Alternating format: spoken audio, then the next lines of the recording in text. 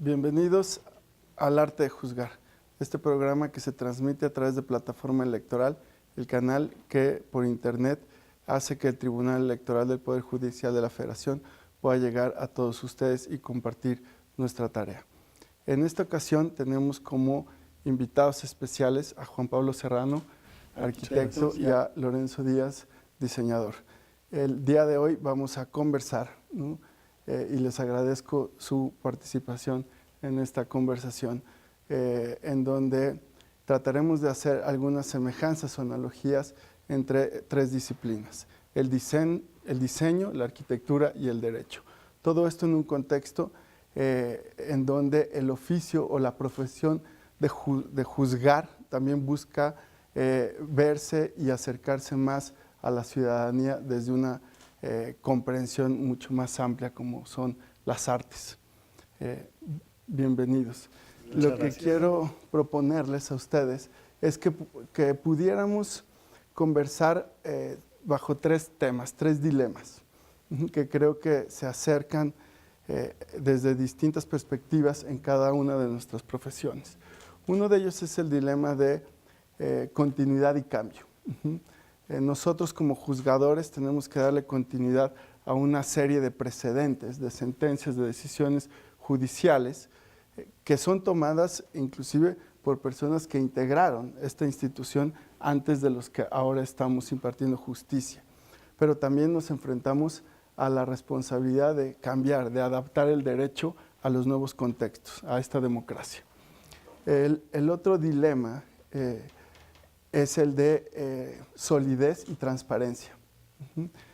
Tanto en la arquitectura como en el derecho o en el diseño se busca la claridad, ¿no? Se busca la claridad de ideas, se busca la rendición de cuentas ante quienes nos contratan, ¿no? A nosotros nos contrata la ciudadanía, a ustedes sus respectivos clientes, y tenemos que ser transparentes en nuestra forma de decidir, en nuestras sentencias, pero también la solidez de nuestra argumentación, de nuestros razonamientos, son los que le van a dar no solo legitimación a las decisiones, sino es como podemos convencer. Y me imagino que ustedes también se enfrentan al difícil arte de convencer, ¿no? Y un tercer dilema tiene que ver con la lógica y la innovación. En el derecho en gran parte es lógica, pero no solo es lógica, porque el derecho no son matemáticas, ¿verdad? Y me imagino que en la arquitectura, así como el arte en general, hay una lógica, hay un razonamiento basado muchas veces en cuestiones técnicas y muy profundas, como pueden ser bases matemáticas, ¿no? Nosotros tenemos que seguir la lógica también del derecho, la lógica de las decisiones razonables, que las hacen razonables. Pero por el otro lado tenemos que innovar, si no, ¿cómo vamos a resolver los problemas que nos plantea la realidad? Entonces, bajo esos tres dilemas, yo diría, los invitaría a ustedes a hacer las reflexiones respecto de las diferentes disciplinas en las que ustedes son promotores. Y además, bueno, es un gusto estar aquí con gente pues contemporánea. Somos los tres de una generación que nos ha tocado ver las transformaciones. Y en particular a ustedes, pues les ha tocado ver desde la arquitectura y desde el diseño, desde una herencia familiar, los cambios, la democratización de la arquitectura, la democratización del diseño. Juan Pablo Serrano, ¿no? Su padre es egresado de la primera generación de arquitectos en la Ibero, ¿no? Lorenzo Díaz, su madre, la señora María Aurora Campos Díaz, es egresada de la primera licenciatura, generación de licenciados en diseño industrial. Entonces, quisiera que nos compartieran para todo nuestro público también cómo se ha vivido la democratización, en la que los jueces, desde el punto de vista electoral, pues somos también arquitectos de la consolidación democrática hoy en día en nuestro país. Muchas gracias. Pues gracias, señor magistrado, por invitarnos, gracias al programa. Y creo que es una cosa muy interesante este tema que tocan. El asunto histórico de cómo uno empieza a estudiar arquitectura y acabar de entender históricamente qué pasa con los egipcios, con los griegos, con los romanos. Y había un arquitecto muy famoso, Louis Kahn, que decía, ¿qué tanto yo estoy preparado y he entendido toda esa herencia arquitectónica en mi trabajo? Entonces, ese continuar histórico en el que se crean tendencias, la gente las sigue, llegamos a etapas cíclicas y existen nuevas puertas a abrir para crear nuevas tendencias, se vuelve una forma de crecer en cada disciplina en la historia. Entonces, creo que es interesante, como lo platicábamos previo al programa, qué pasa en el diseño, qué pasa en las leyes, qué pasa, digamos, en estos temas donde la arquitectura, de alguna forma, es la historia hecha piedra. Entonces, la historia se crea con la sociedad, con el tiempo en el que se vive, y tenemos que ir creando y cómo poderla postergar a través de nuestra obra, a través de la piedra, a través de la tecnología que permite cada vez hacer las obras pues con nuevos instrumentos, nuevas herramientas, nuevos materiales, y que van creando nuestra propia historia de la arquitectura a través de lo que es el hoy, ¿no? Platicando un poco y cambiando completamente de escala, yéndonos a los objetos, en la parte de crear un objeto democrático. No yéndonos tan atrás, tal vez como los romanos, pero tener un set de cuchillos hace 500 años era un lujo.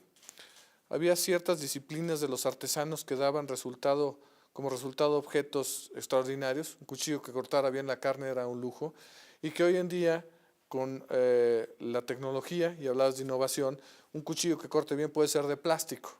Es decir, yo creo que nadie se pone la duda de poder tener una taza, un recipiente donde tomar un líquido en la mañana, o cortar su carne, o sentarse a la mesa, pensando en solo una actividad del mundo cotidiano.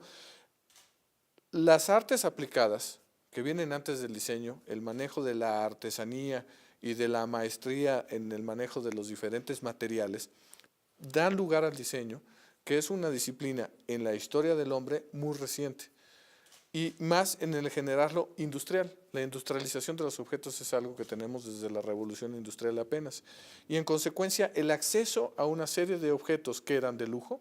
Los reyes tomaban los vinos en una copa y los demás pues apenas en un cántaro de cerámica, a que ahora en realidad todos podamos tomar en un buen cristal una copa de vino sin ningún problema.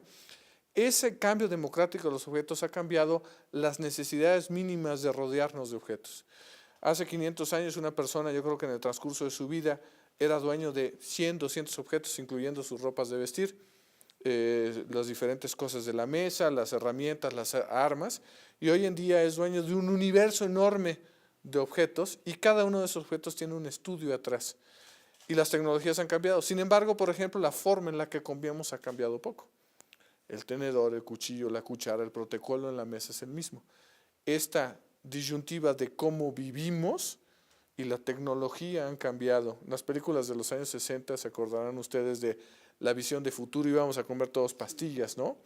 Y estaba resuelto. Lo podríamos hacer, y podríamos estar todos con unos trajes plateados y resolver toda la problemática.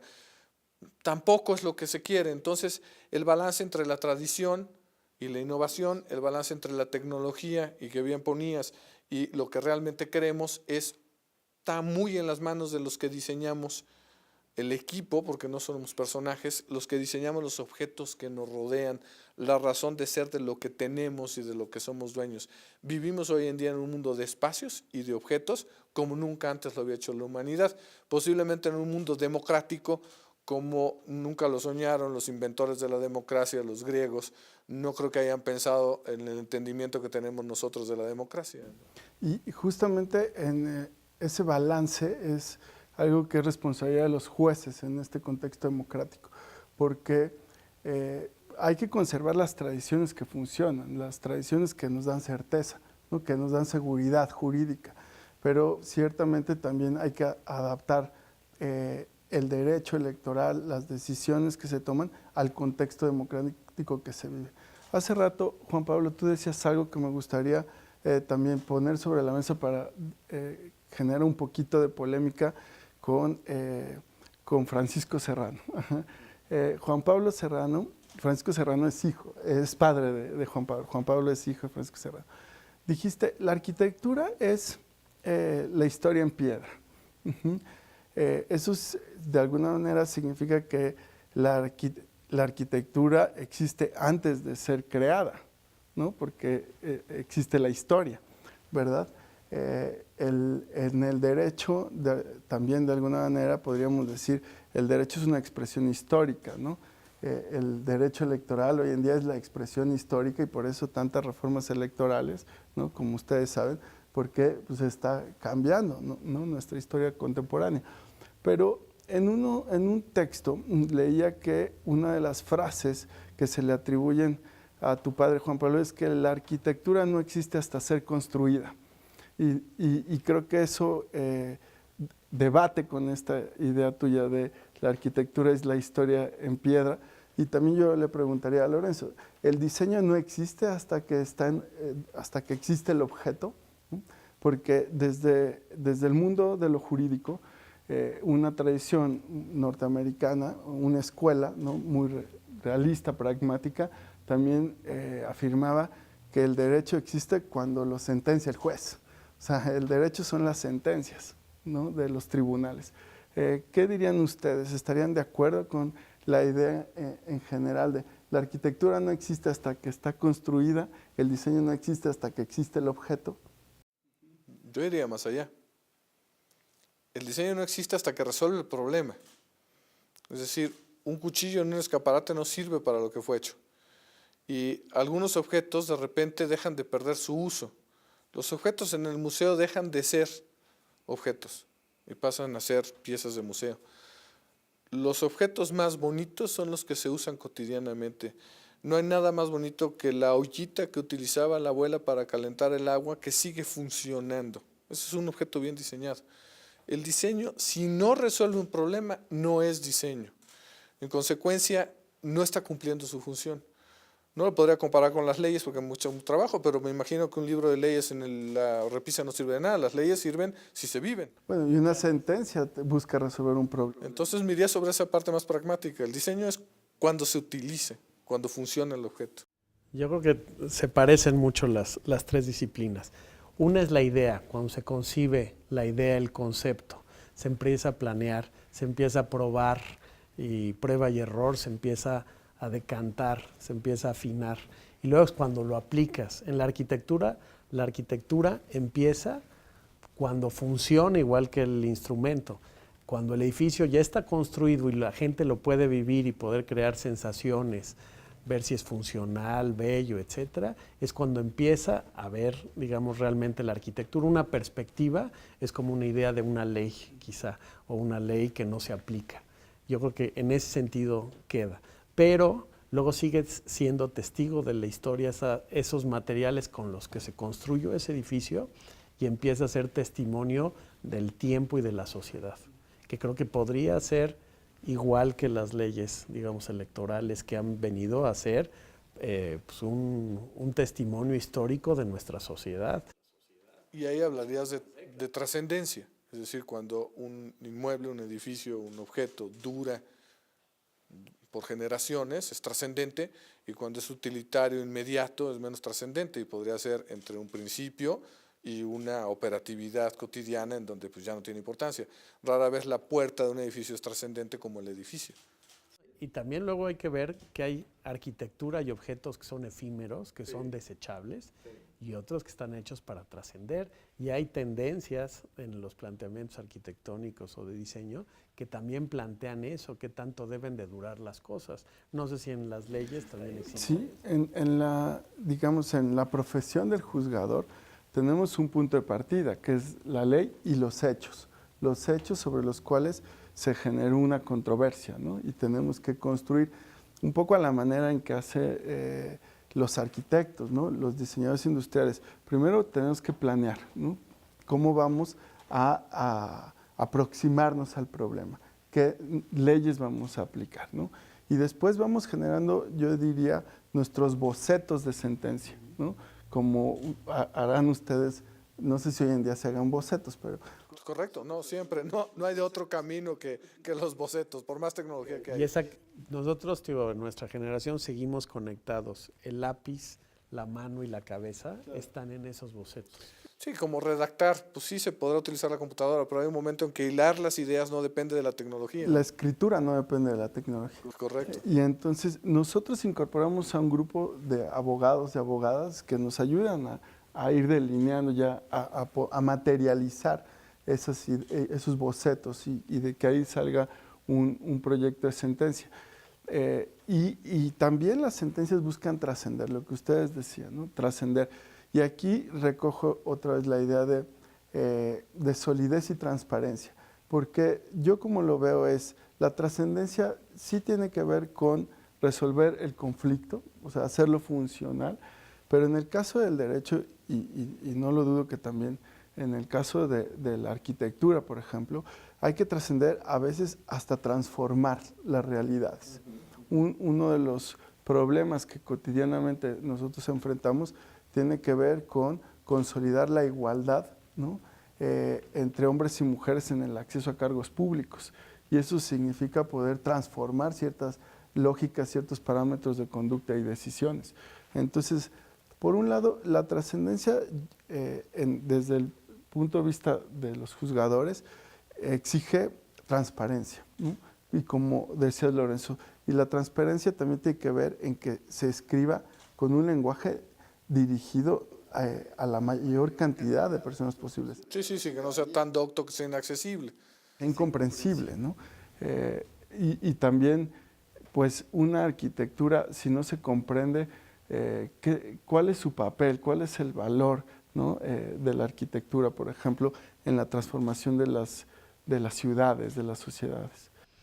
Fíjate, ahorita, digamos, yo siempre he hablado, o siempre se había hablado, de que cada edificio va transformando la ciudad contigua, ¿no? Y empiezas a transformar a los que trabajan dentro del edificio y ese pedazo de ciudad. Pero últimamente se ha planteado en estas hipótesis mucho más democráticas, mucho más horizontales, hablar del espacio público, que también es responsabilidad de los arquitectos. Y ese es el lugar que es de todos. Se está transformando que las plantas bajas de los edificios ojalá sean no espacios privativos, sino espacios que sean de la ciudad.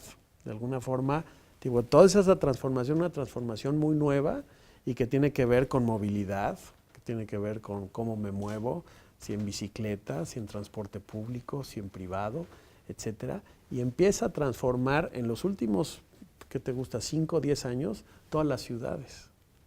Entonces, digo, esa transformación nada más de este arquitecto que antes hacía todos los edificios y él era el autor, a una estructura de equipos interdisciplinaria y donde empieza a ser tan importante la ciudad, que es de todos, como el edificio que se crea. Tu auditorio es muy amplio en ese sentido. Y luego tú hablabas de un tema que es de responsabilidad, que cada vez empieza a tener más significados en la sociedad.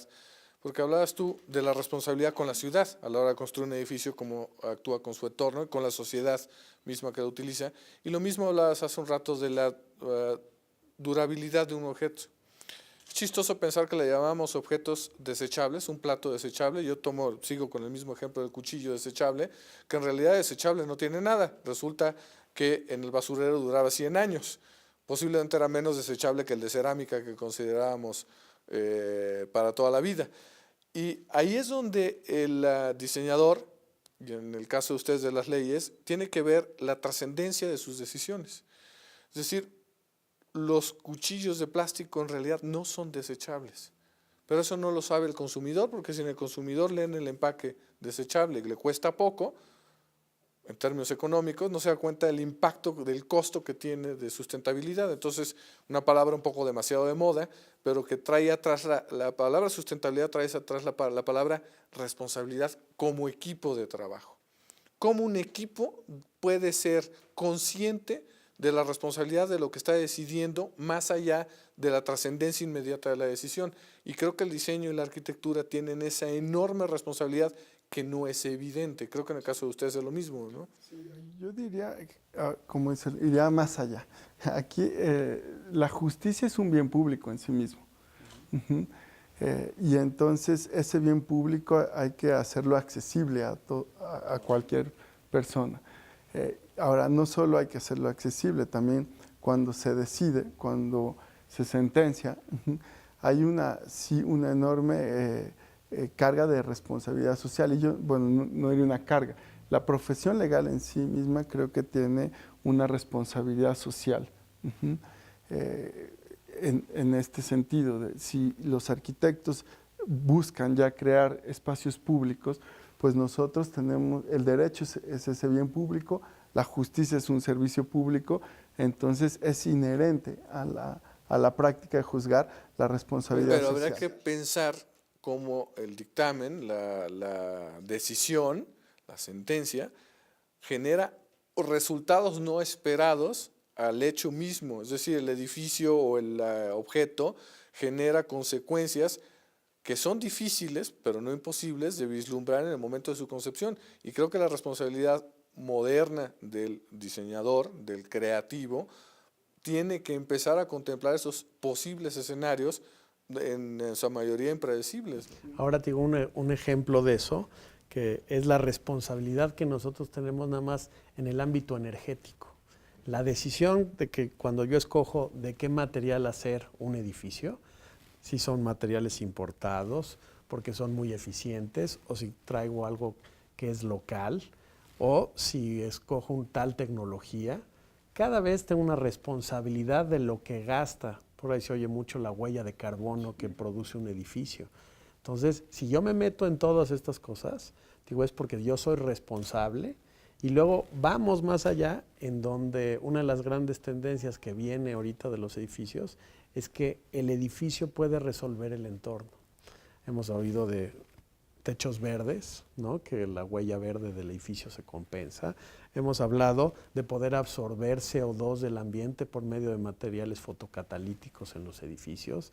Hemos podido hablar de huertos urbanos, el que el mismo edificio produce parte de los alimentos de los que van a vivir ahí. O sea, existe también como de la responsabilidad yo puedo pasar a una solución. Claro.